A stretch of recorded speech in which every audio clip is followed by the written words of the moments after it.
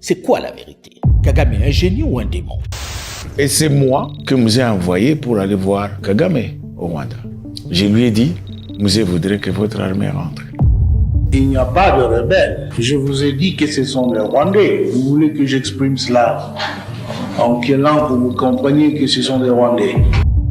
Les Rwandais, ils avaient massacré des villages, de communautés. Je ne reste que moi avec la maman qui est restée seule. Ces gens-là aiment le sang. Il a bien dit, le génocide, ce n'est pas congolais. Pourtant, le rapport des Nations Unies va bien documenter ces tueries, ces massacres commis par les forces rwandaises et ougandaises qui ont accompagné Laurent Désiré Kabila aux affaires. On ne connaissait pas tout ce que les militaires faisaient. Même le musée ne connaissait pas tout. Ce qui se joue ici est très clairement lié aux richesses minières dont regorge le sous-sol de l'Est de la RDC. Le Rwanda a une raffinerie aujourd'hui de coltan. Mais le Rwanda n'a pas de coltan dans son sol. Le Rwanda est en train de construire une raffinerie moderne d'or pour toute l'Afrique australe. Écoutez, soyons quand même sérieux. Imaginons deux choses. Un, qu'il y ait un retour d'un pouvoir relativement fort en République démocratique du Congo et que Kinshasa réussisse à reprendre le contrôle du Kivu et de ses provinces orientales. Le Rwanda perdrait du jour au lendemain 50% de ses revenus. Mais ça, la vérité. Ce qui développe ce pays des montagnes, c'est l'argent des minerais du sang volé en RDC au prix des millions de vies et de déplacés.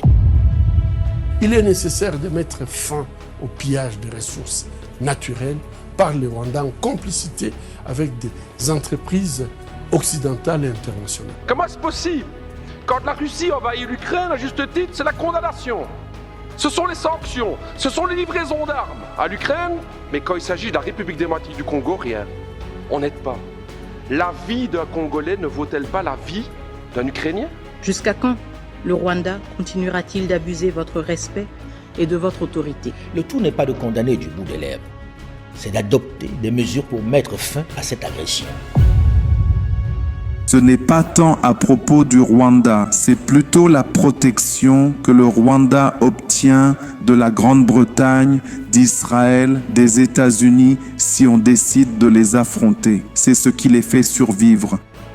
Pourquoi un président rwandais irait-il au bureau ovale avec le président Tshisekedi de la RDC pour signer un accord sans protection américaine? À leur retour, le président rwandais continue ses manigances dans la forêt de la RDC. Nazo rappelé que Bitumba oyo Bitumba président Tshisekedi te.